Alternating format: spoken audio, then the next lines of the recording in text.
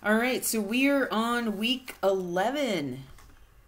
And today's agenda is we're going to go over if anyone has questions regarding last week. Anyone have any questions? Or if you want to talk to me specifically after class, we can do that too, whatever is easier for you guys. And then we're going to go over designing and delivering business presentations. We'll go over a little bit about the works cited because that's the next part that's going to be due for your analytical report.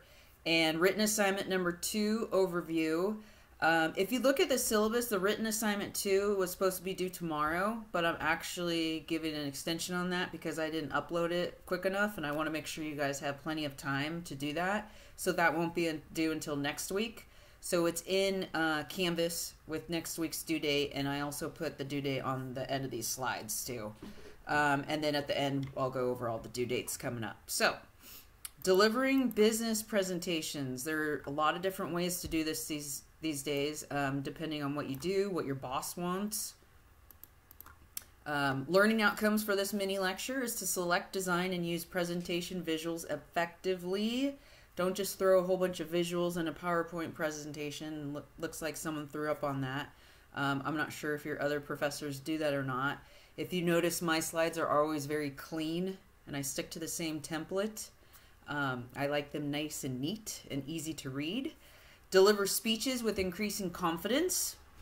Discuss strategies for presenting an alternative delivery situation such as team and distance presentations. So nowadays we're doing more distance presentations like right now, Zoom. Pros and cons with that, let me tell you. Okay, some presenting mistakes that I see a lot. I'm part of a senior experience advisor at Cal State San Marcos, and we have senior experience teams where every senior has to do a group project, and they do a 15-minute presentation at the end, which is pretty long, but each person speaks, and I see the same repeated mistakes. Presenting to the screen. So when you're out there in front of your audience and the screen's behind you, I always see students looking at the screen directly. They're not looking at the audience. So make sure you're not presenting to the screen. It's okay to walk around, use hand gestures, maybe pick on people, ask questions, engage with the audience. They have those little clickers now where you can click to the next slide. I don't know if you guys have ever used those before or seen other professors use them. Instead of pressing the button on your keyboard, they actually have a little clicker and it clicks to the next slide. Clutching your notes, like this. And I know it's kind of a nervous thing. It's easier said than done, but try to avoid clutching any notes or note cards. It's very distracting to the audience. You want to make sure that you practice your presentation enough so that you don't have to keep reading your note cards and looking at them or looking at the screen, reading the slides.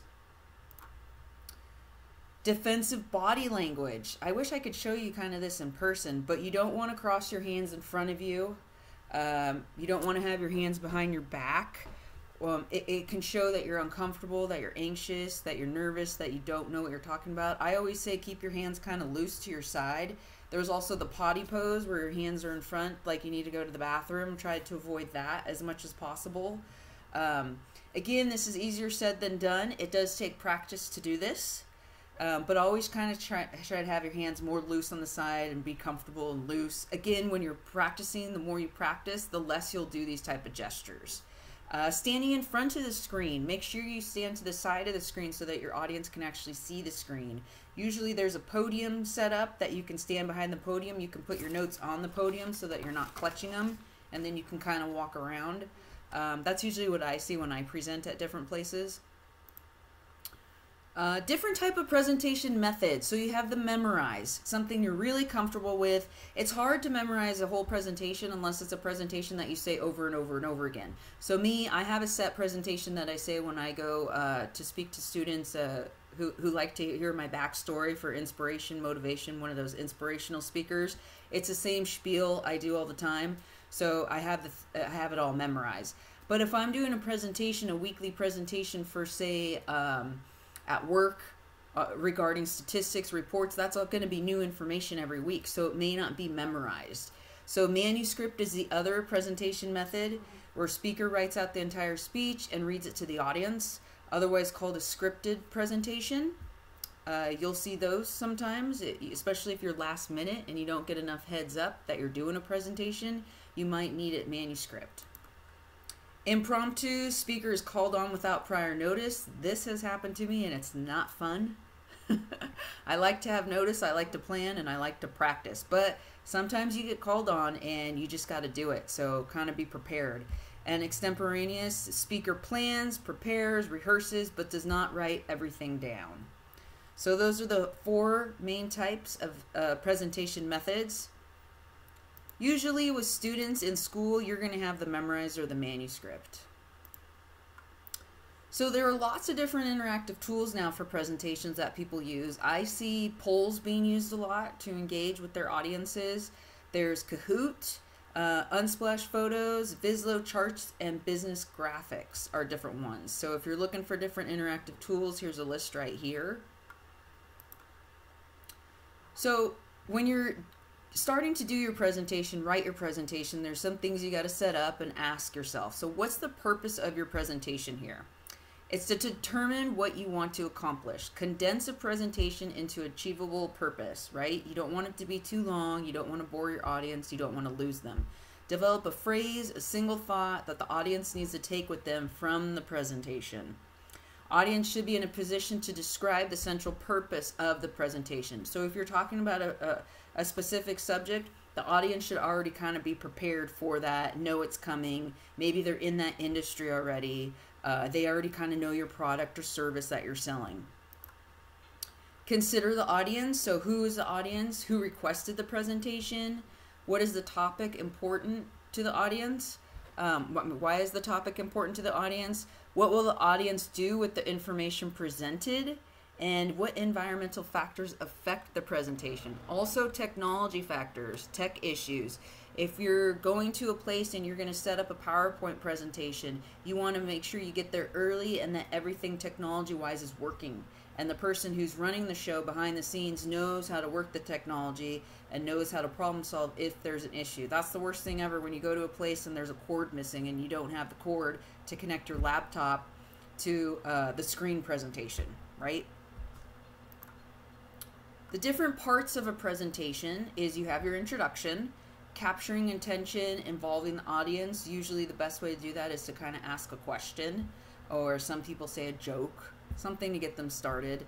Establishing a rapport, presenting the purpose statement. Why are you there speaking, right? What are you going to tell them? What are you going to share with them? What are they going to learn from you speaking?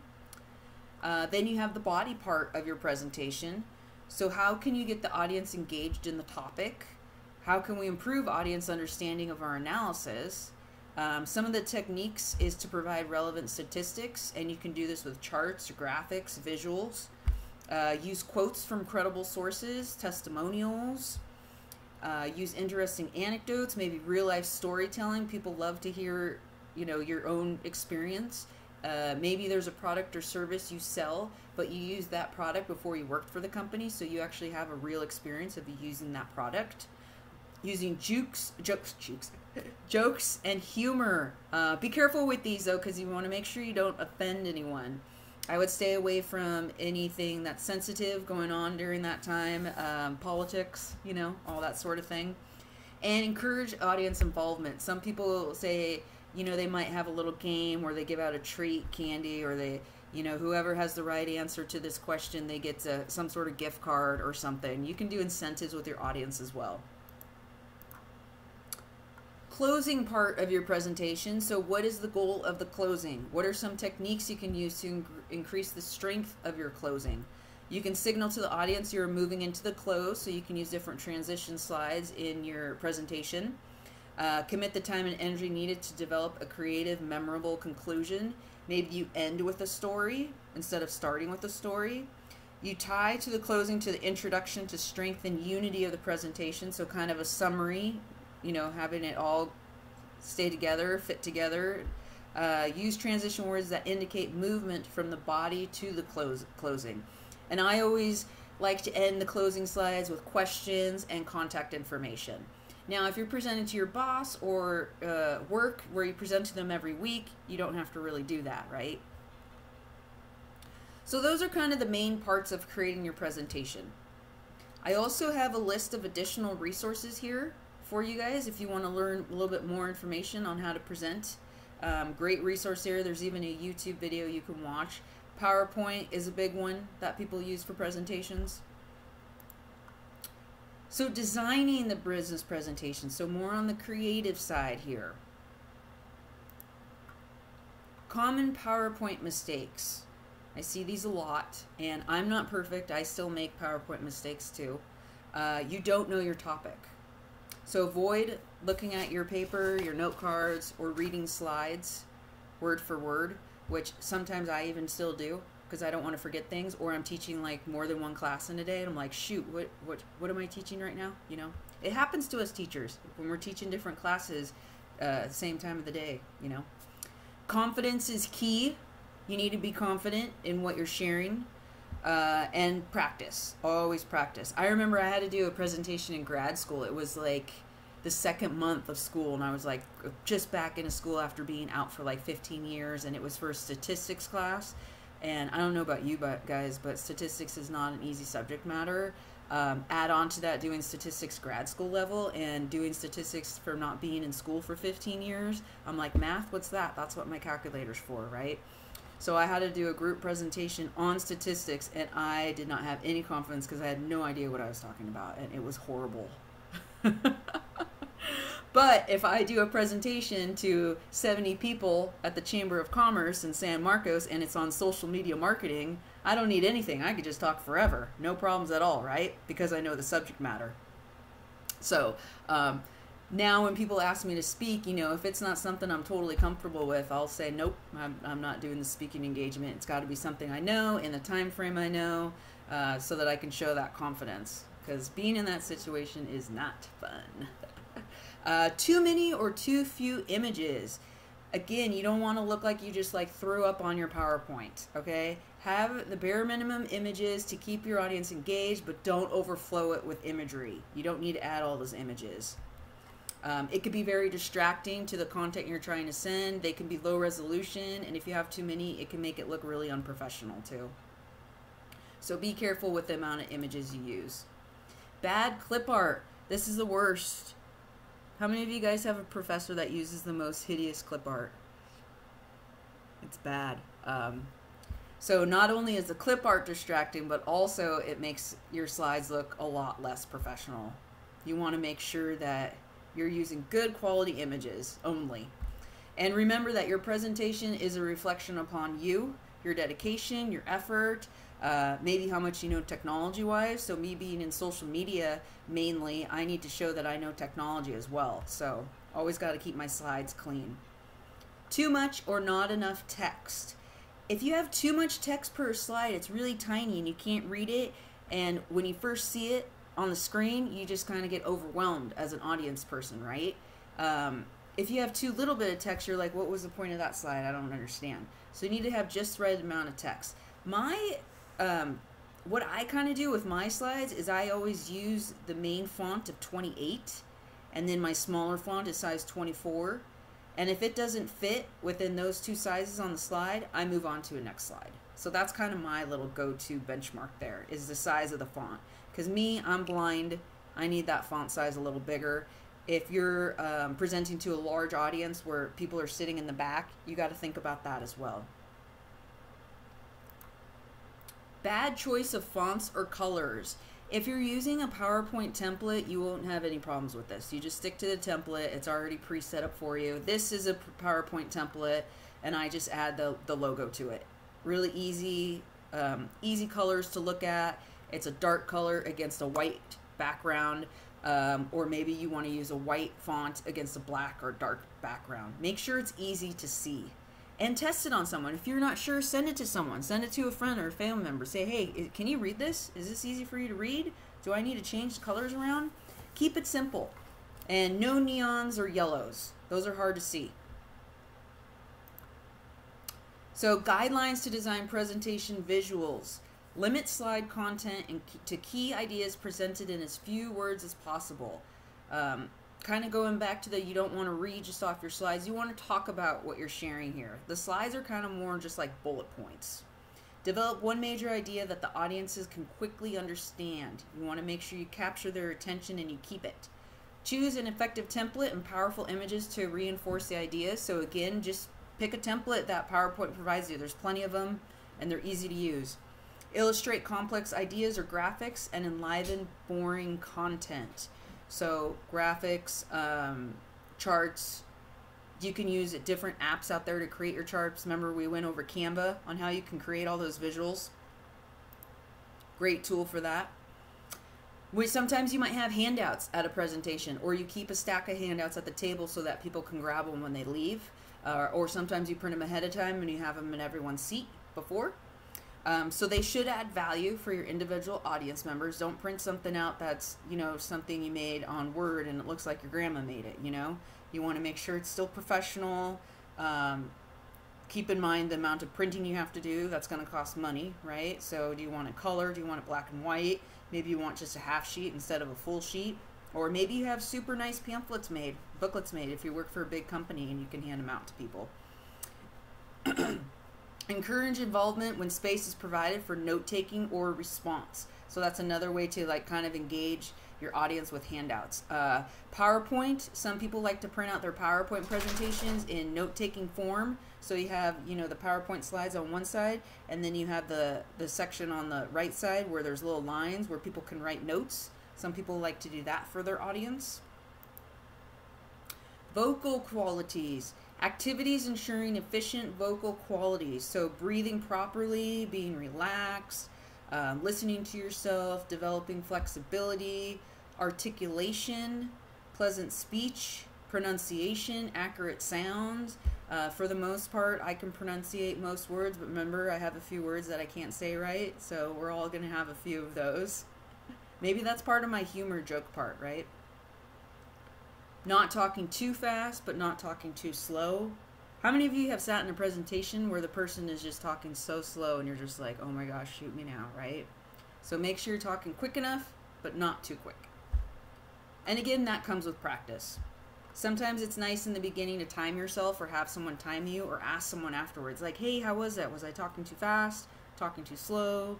Did I go on too long? Did I digress? Guidelines for team presentations. So kind of how I said on the beginning, you know, you don't want to crowd your screen. You don't want to hold your notes. You don't want to read off the slides. You want to make sure you're practiced, you're confident, the way you're standing, the way you're dressed. That's all important with group presentations. Practice as a group ahead of time. So don't just practice your individual piece, but practice with your group so that you know how to transition and who is saying what. And always have a person, you know, if you get stuck on something, always make sure you have a person who can help you out of that situation. If you get stuck on a word or a thought or left something out, you know that you have a backup in your team member. So you agree on the purpose, decide who will open and conclude the presentation. Maybe you have your leader open the presentation and introduces everyone and concludes it, or maybe everyone introduces themselves. And deliver and field questions as a team, right? So make sure it's not just one person answering questions. If the audience is asking the team questions, make sure that everyone has the knowledge and ability to answer all the questions. Distance presentations. Most of these are done on Zoom now. Some of them are done on Microsoft Teams. I haven't really seen anything on Skype. But yeah, a lot more distance presentations now. I did one, a big one this summer with the Chamber of Commerce. Quite interesting. So they're also used for large, high exposure activities. So when there's a lot of people all over the world, instead of meeting in person in one conference, trade show, this is pre-COVID too, they might do a video conference instead. Internet conferencing, they also call it webcasting. We're really familiar with this now. So again, you want to establish rapport with participants prior to the presentation. Be aware of your background and lighting and sound quality. I believe my sound is pretty good in here most of the time. I mean, this is my office. This is what I have for lighting. But if you're going to be doing this presentations all the time, you might want to invest in some better lighting than what I have in my room here. And I've seen people get the green screens now behind them so that they can change the backgrounds. Okay, so that's pretty much the overview for designing the presentations. I have some additional resources for you guys if you want to learn a little bit more about that. And a couple more things, and then we'll get into our class activity here. So the next part of your analytical project is the works cited section. For those of you who have written research papers before, this might be super easy for you. For others, maybe not so much. So just wanted to go over this quickly here. Again, if you need more detailed instruction on here, please visit the Writing Center and the library. They are happy to help you with all of this. And you will want to get this down because you're going to be writing these MLA style papers all through upper division school, grad school. So get used to it now. Works cited. So your works cited page, it can be more than one page depending on how many sources you're using. So that's totally okay if it's more than one page. All graphics and charts used in your report need to be sourced, especially stuff with statistics and numbers. Like, where did you get that information from? You had to get it from somewhere, right? Information in your report that clearly came from a source, such as detailed school or MBA information. So the three schools you choose, those three websites should be on your works cited definitely because you're using those. I'm guessing the MiraCosta website is another source. Pretty much everything's going to be a website or electronic, right? I mean, we're not looking at hard books anymore. If it's detailed information that is not common knowledge, you should cite where that information came from. Especially, again, I'm going to say this again, especially anything with statistics or numbers or comparisons, results, metrics. Your works cited does count towards your page count, okay? I don't remember offhand how many pages your paper is, but it does count. So that's good for those who are panicking about the page numbers. Here's an example of a works cited page. If you click on this link here, here's kind of a screenshot of it. The format on how you put the author, what's italicized, what's in quotes, the date of the publication, name of the publication, URL of the publication, etc. So click on this for samples. The works cited lists your resource sources for this report. You should have a minimum of 6 sources. So already you're using your 3 schools websites, that's 3 already right there, right? So a minimum of 6, it should not be difficult to use, to figure out at all. 6 is easy. I recommend even more, but that's totally up to you guys. And these sources will come from 2 primary areas, school websites. Here you can find research to support criteria points like cost, caliber, and convenience. School comparison websites, for example, U.S. News and World Report's annual MBA comparison.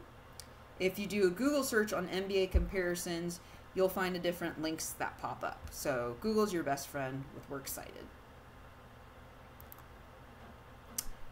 Here are some more resources for you if you're having trouble with your works cited. So MLA works cited tutorials. Here's 2 YouTubes that you can watch.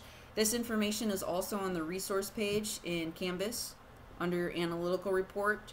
You have Citations Creator if you need help creating the citations the proper way. EasyBib, there's a free version, a trial version, and a paid version. The free version should be able to help you out. And you also have the trial version. I think it's free for 30 days if you want to sign up for that. Maybe it'll help you with some other papers as well. And here's the link for the resource page for the assignment that has all the information for works cited. So does that kind of help you out a little bit more on what to turn in for works cited? That's going to be due, go over this, November 13th. So upcoming assignments here, and I'm jumping through here because I want to give you time for the class activity. So November 6th tomorrow, you have your check-in, which most of you have already done. You have your Quiz 8, which was on the lecture for last week, managing data and using graphics. And then for the 13th, next week, you actually have a lot due, so you might want to work on that ahead of time. Discussion 7, written assignment number 2. Remember, that was normally going to be due tomorrow, but I'm giving you guys an extra week because I published it late, and I want to make sure you guys have plenty of time for that. Analytical report step 2, we're excited, due November 13th, and your check-in 9 is due November 13th. Also, I'll probably announce this later this week, but I will be changing the last couple weeks of the syllabus a little bit in your favor, because I want to make sure that you guys really do well in this analytical report. And I know it's super weird this semester being on Zoom and COVID, elections, everything. It's just 2020 is just crazy. So I want to make sure this report is really good. You can really use this information for the future. So I will be adjusting the syllabus, and I'll make sure the last 2 lectures are not on boring stuff. We'll do fun activities such as mock interviews and elevator speech. I feel like those are very important for you guys to bring with you in the future, that skill and that tool to at least experience this. And doing it in groups over Zoom is pretty fun, actually. I've done it with some other classes. How many of you guys have ever done mock interviews? Any of you guys? You can put in the chat.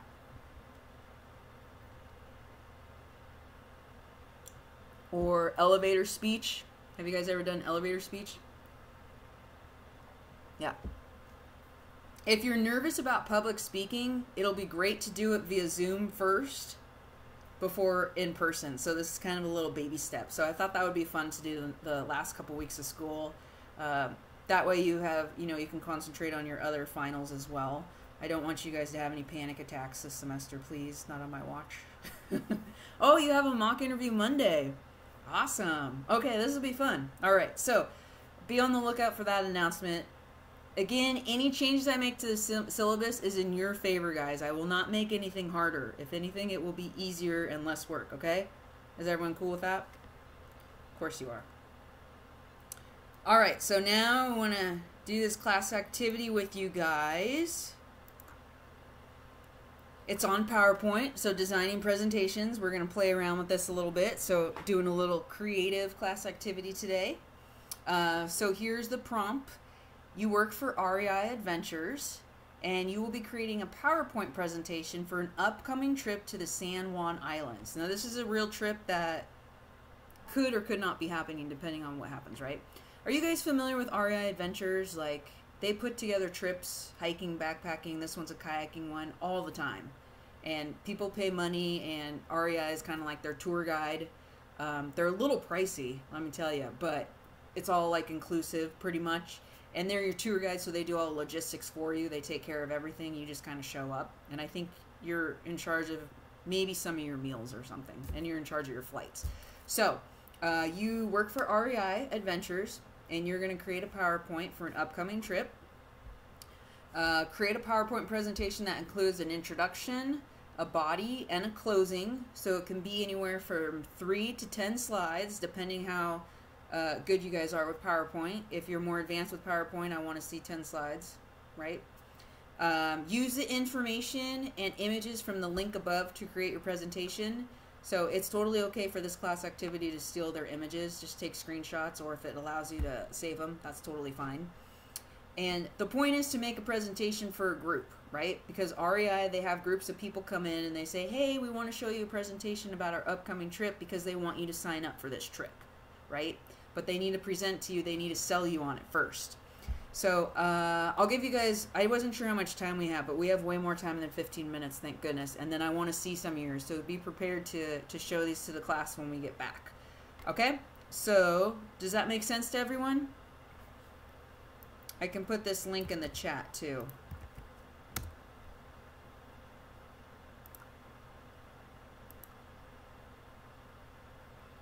I'll give you guys about 20 minutes to get this done. So anywhere from 3 to 10 slides.